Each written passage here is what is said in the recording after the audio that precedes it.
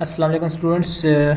आज हम जो बाकी क्वेश्चन थे चैप्टर 13 के वो सॉल्व करेंगे। तो 13.6 की तरफ मूव करते हैं। Is the filament resistance lower और higher in a 500 watt 220 volt light bulb than in a 100 watt 220 volt bulb. कह रहा है कि हमारे पास दो बल्ब हैं, उसकी हमने रेजिस्टेंस फाइंड करनी है और किसकी रेजिस्टेंस जो है वो ज़्यादा होगी। तो हमारे पास जो फर्स्ट है वो उसकी पावर कितनी थी 500 वाट और वोल्टेज कितना था 220 वोल्ट। रेजिस्टेंस हमने फाइंड करनी है। हमें पता है कि जो पावर होती है वो किसके इक्वल है, वी स्क्वायर ओवर आर के। तो यहाँ पे आर हमने फाइंड करना है, आर को हमने सेपरेट किया और वैल्यूज पुट की तो हमारे पास 96.8 ओम आ गया। इसी तरह हमने सेकंड बल्ब का किया तो हमारे पास जो रेजिस्टेंस है वो 484 ओम आ गई है। तो हमने ये देखा कि जो 100 वाट का बल्ब था उसकी रेजिस्टेंस क्या हुई है, वो ग्रेटर है। तो एक चीज़ ये भी है कि एक जो ज़्यादा पावर वाला बल्ब होगा उसकी रेजिस्टेंस वो क्या होगी, कम होगी। 13.7 है describe a circuit which will give a continuously varying potential.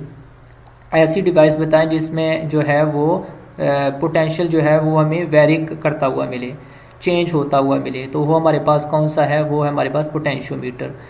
तो पोटेंशियोमीटर में क्या होता है कि ये हमारे पास जो है ये रेजिस्टर लगा हुआ है सर्किट में और हमने ईएमएफ अप्लाई की है। तो इसमें से जो करंट फ्लो करेगी वो I is equal to E over R है।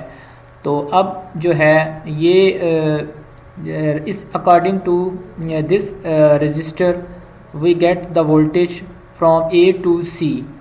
वो कितना होगा आई ओवर आर, यानी कि ए और सी के दरमियान जो रेजिस्टेंस है वो आर है तो आई आर होगा और आई की वैल्यू ऊपर से हम यहाँ पे पुट कर देते हैं। तो ये हमारे पास एक्चुअल वोल्टेज आ जाएगा जो ए और सी के दरमियान है। अब मूव चेंज कैसे होगा, अब देखें कि अगर सी वाला ये वाला सी जो है जिसको हम स्लाइडिंग कॉन्टैक्ट बोलते हैं, ये यहाँ से अगर ए से बी को मूव करेगा तो उसकी रेजिस्टेंस ज़ीरो से मैक्सिमम होगी और वोल्टेज भी ज़ीरो से क्या होगा, मैक्सिमम होगा।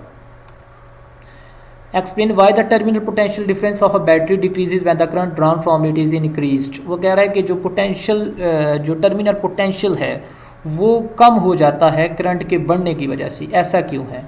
तो स्टूडेंट्स को ज़रा देखिएगा, ये एक सेल है, ये सेल है। अब सेल में ये जो है उसकी ईएमएफ है और इसकी ये इंटरनल रेजिस्टेंस है। अब होता क्या है कि करंट यहाँ से जब फ्लो करेगा इस रेजिस्टर में से तो यहाँ पे कुछ पोटेंशियल ड्रॉप होगा जिसको हम कहेंगे एनर्जी डिसिपेट हुई है यहाँ पे।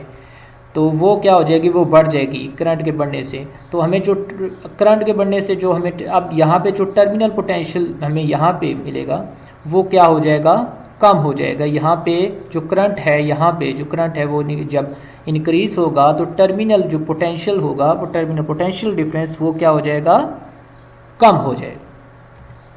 अच्छा, what is Wheatstone bridge, how it can be use to determine an unknown resistance. तो हमारे पास जो व्हीटस्टोन ब्रिज होता है ये क्या होता है, ये अननोन रेजिस्टेंस को फाइंड करने के लिए इस्तेमाल होता है। फॉर एग्जांपल ये हमारे पास 4 रजिस्टर लगे हुए हैं, R1 R2 R3 और R4। अब इसमें से क्या है कि हमें एक की जो रेजिस्टेंस है वो नहीं पता, यानी कि R1 की हमें ये अननोन हम कहेंगे। तो यहाँ पे क्या होगा, हमारे पास एक रिलेशन है R1 over R2 is equal to R3 और R4। तो यहाँ पे अननोन रेजिस्टेंस जो है वो R1 हम फाइंड कर सकते हैं, R2 इधर डिवाइड हो रहा है उधर जाके मल्टीप्लाई हो जाएगा और इनकी तो हमें ऑलरेडी रेजिस्टेंस पता है तो वो हम पुट करेंगे तो अननोन रेजिस्टेंस R1 की वो हम फाइंड कर लेंगे।